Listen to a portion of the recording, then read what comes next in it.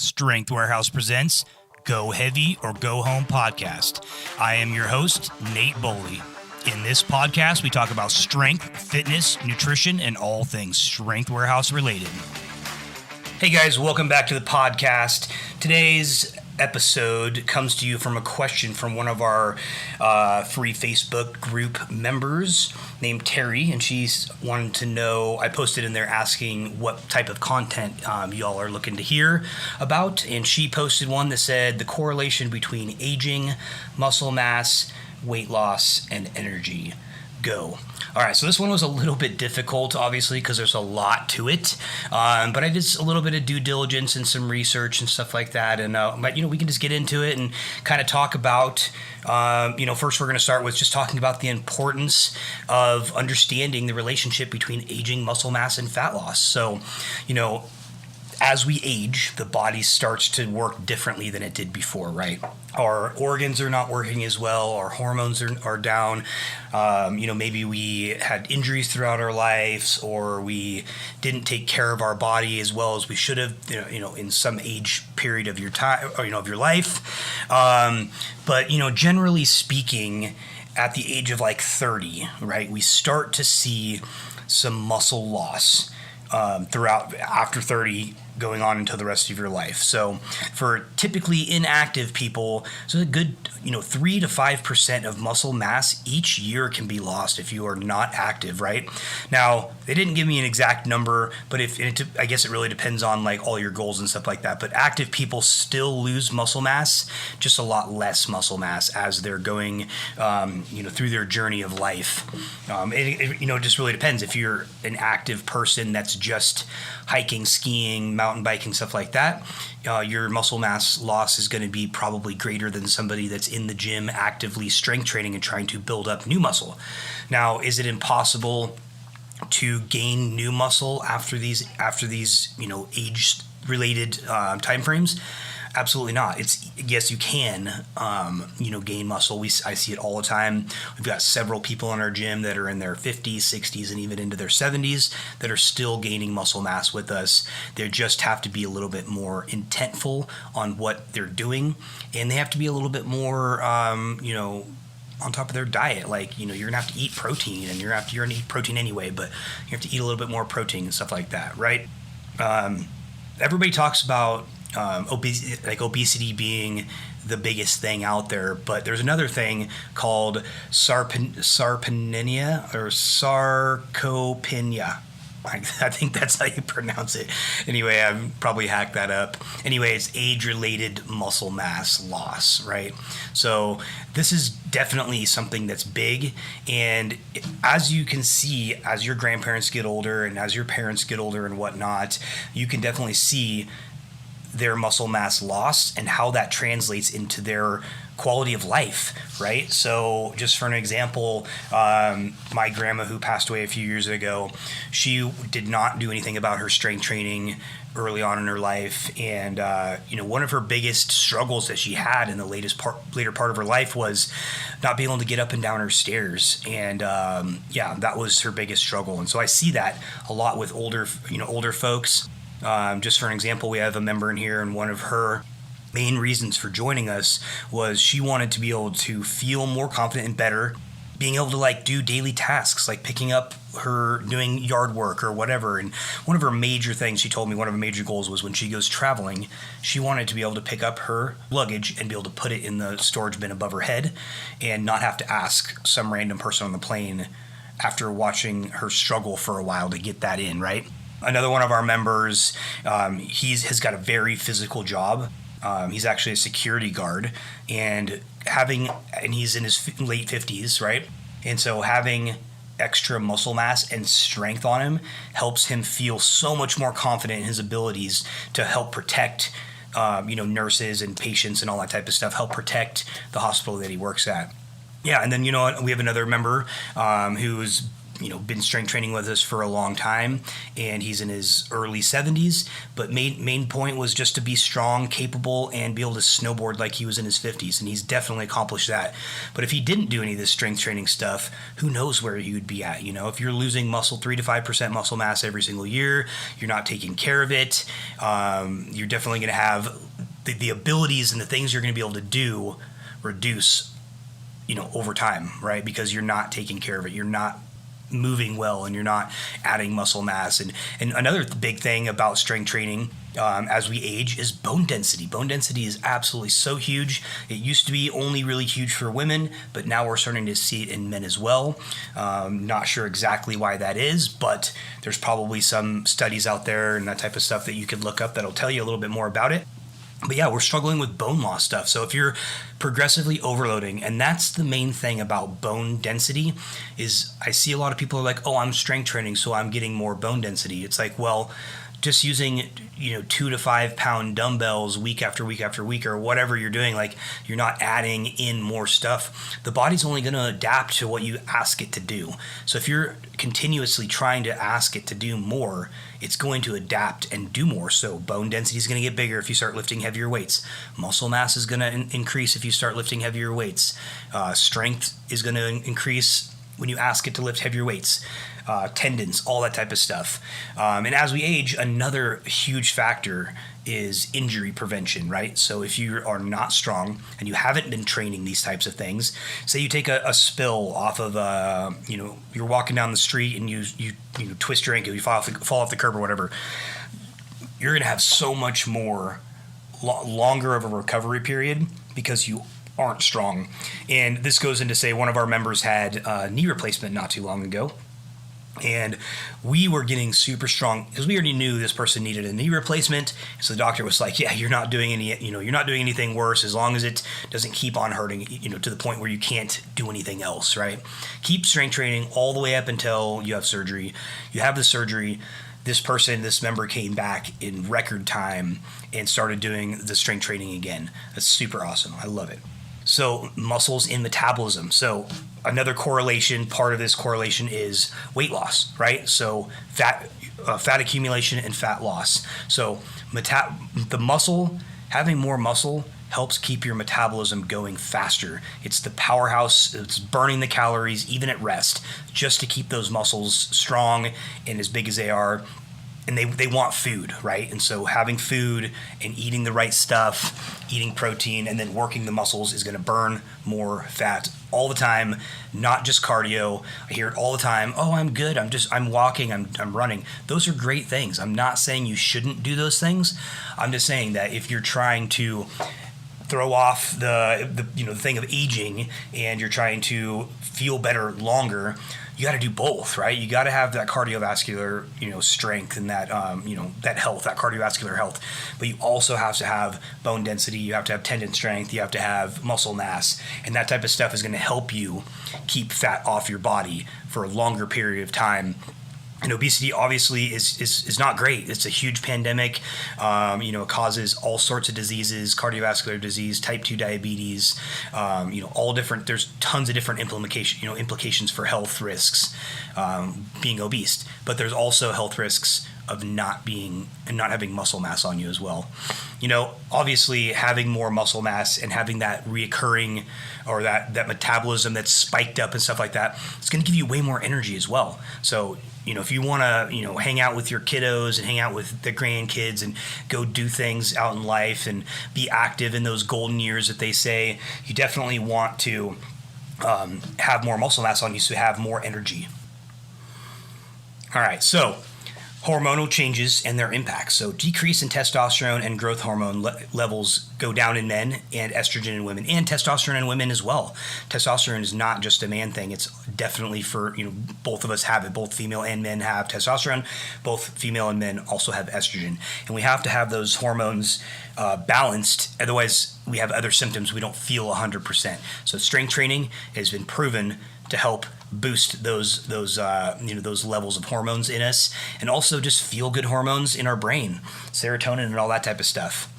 So benefits of preserving muscle and preventing fat accumulation, right? Reduced risk of chronic disease. Chronic disease, absolutely terrible, plagues the human race. So how can we negate these types of things?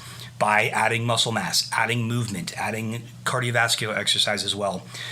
Improved mobility and strength and quality of life. Like I said earlier, if you are in the later years of your golden years and you're retired and you have no muscle mass and you're not very strong and you have a little bit more weight, fat that you have on your body than you want, it's going to be very difficult for you to get out and do those awesome things that you want to do in the later part of your life when you don't have to work anymore and the kiddos are gone out of the house and all that type of stuff. So that's definitely something that you want to look for. Prolonged independence in your older age. So again, this one comes into one of those things. If you can't even get up and down the stairs, or you have to, you might have to sell your house and get a different house. Right? That could be very stressful when you're old. Maybe your kids, my grandma, she pretty much everybody moved away from Portland and she was kind of there by herself. She had, my dad taking care of her and helping her and stuff, but it's definitely, one of those things. If she didn't have him, she would probably been in, a care facility a lot sooner than she actually was. So having more of that independence and that freedom in your older age. Now, strength training, in my opinion, and I'm sure there's somebody else out there in the world that'll back me up on this, but it's a lot like investing. So if you start investing in your future or in yourself when you're older, it's going to compound interest over time, right? You're going to have way more of a financial budget or whatever later on if you started early. Say you start when you're 20, when you're 60, you have a lot more money than if you started when you're 40 and and you're done at 60 or whatever. You know what I mean? It's compounding interest. Same thing with health and fitness. I hear a lot of people that are like, "Oh, it's okay. I'll wait 9-10 months or a year, and a year turns into 2 years and 2 years turns into 3 years." And pretty soon you've lost that 3 years of health and fitness that's going to compound over time and that muscle mass that you have. There's a thing called muscle maturity, and that's where you see all these older bodybuilder guys and women that have had muscle mass on them for 20, 30 something years, right? And it just looks hard and grainy. There's veins poking out of it and everything. But that's the type of muscle that's been there forever, and it's a lot. It's going to stick with you for a lot longer than if you just started building up muscle right away. And you see that mostly in the bodybuilding world, and I guess in all the strength sports as well. Let's see. Strategies to counteract muscle loss and fat gain. Resistance training and its benefits. So resistance training, we're talking, any type of bands, any type of overloads. If you can only do cable machines and stuff like that, that's great. Just do it. Whatever you got to do to get in there and get some stuff in. But they want resistance against the muscles when you're working in that one position, or in that one range of motion, I should say. Any type of functional movement where you're going to be doing squatting, overhead pressing, deadlifting, all that type of stuff, that's resistance. It's just free weights, right? It's not a banded, it's not machines or anything like that. In my opinion, those types of movements translate to life a lot better. But I use both, right? So I'm doing squat, bench, deadlift, overhead press, and then I do a lot of other resistance type stuff. So maybe it's a banded chest press, or maybe it's cable cross, or whatever it is. There's definitely uses and needs for those types of exercises, but the big functional movements are going to get you so much more bang for your buck than just going to the gym and getting in the cable machine and doing the same cable resistance cable machine day, or week in, week out. That would be the biggest thing. So again, like I said, this one was a little difficult for me, but just kind of recapping everything, aging and muscle mass loss, fat accumulation, and energy are all correlated, right? So if you're getting older, which if you're alive, you're getting older 1 second at a time. Now, if you can figure out how to get older 1 second, but only actually age a half second, now you've got something going on, right? Just kidding. Anyway, so all these things have correlation to each other. So if you are losing muscle mass, you're going to lose energy. If you're losing energy and muscle mass, you're going to have fat accumulation. And if you have all those three things, you're going to be subjected to risk factors that are going to be chronic disease, maybe you're going to have to live in a, like a retirement home at an earlier age. Hopefully not. And then maybe, you're not going to be able to do the things that you want to do when you're not even that old yet. Like I know some 40 and early 50-year-olds that don't do much. And when I get them out on the, hanging out, they're like, I can't do this. I'm just too tired. I don't have enough energy. So those are the biggest things. Those are the biggest key takeaways, I would say, for this topic. I hope that answered all your questions there, Terry. I do appreciate that you actually took your time out of your day to let me know what you wanted to hear. I hope I didn't hack it up too much in there. But anyway, there's lots of different stuff. If you guys are really interested in learning, a little bit more about this, you can join our free Facebook group. It's called Health and Wellness for Central Oregonians. You don't have to be a Central Oregonian to join the page. There's lots of people in there that are from different areas. I think there's even a couple people that are from different parts of the world. But we just share excellent information, the most relevant information that we know about today, talking about, health, wellness, strength, all that different type of stuff, motivation, Spotlight Fridays, all these different things that kind of keep us motivated to going into the gym. And I hear, this a lot. People are like, I'm not motivated. I don't have the accountability. And, or they have these really general goals like, I just want to be healthy for life. Okay, that's a great goal, but us as humans are very much, we need that novelty. We need to have something to look at. We need to have the carrot dangling in front of us. Almost every one of us does. I'm sure there's exceptions to that rule and stuff like that. But having a goal that's shorter term and then keep on coming back in every 90 days or every 6 months or whatever and revisiting that goal, first of all, it's going to keep you accountable to that goal because you're looking at it all the time. And so you're more likely to hit that goal. Second is you're going to be able to see your goals stacking up over time. So you're like, hey, I hit that goal, I hit that goal, I hit that goal.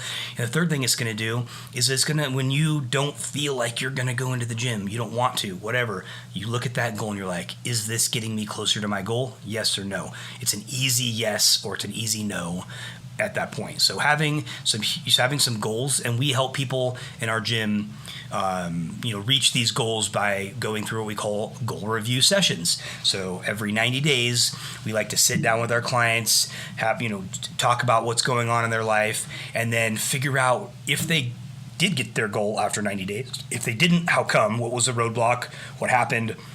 How do we get there faster?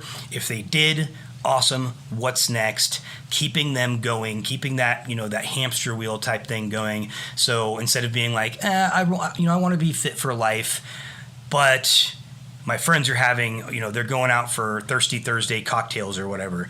Is that going to, instead of going to the gym, right? So they're going to go do that. Pretty soon they're doing that every single week or whatever. And then they're just like, hey, I don't even know what my goals are. So having some good goals is huge, right?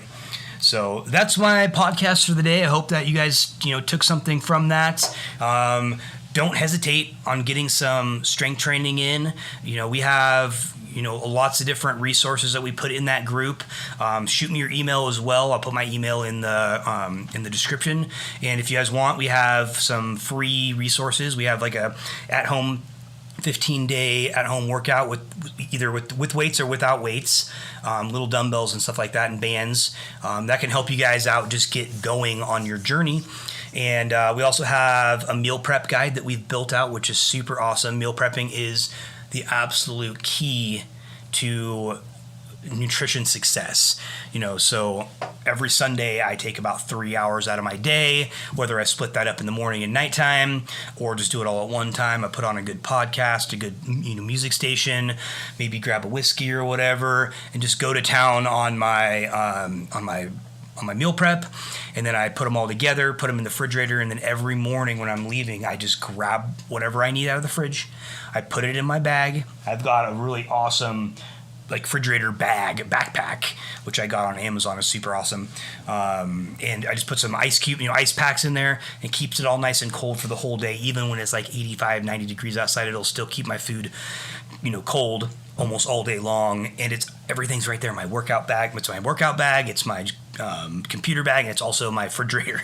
But that's huge. So meal prepping ideas and stuff like that, we can give you guys some resources like that. And we also have built out what we call the healthy eating guide, which just gives you guys a real good guide on like what are good proteins, what are good fats, what are good carbohydrates, and what are some ideas, like what kind of foods can you eat that would have that type of stuff in there.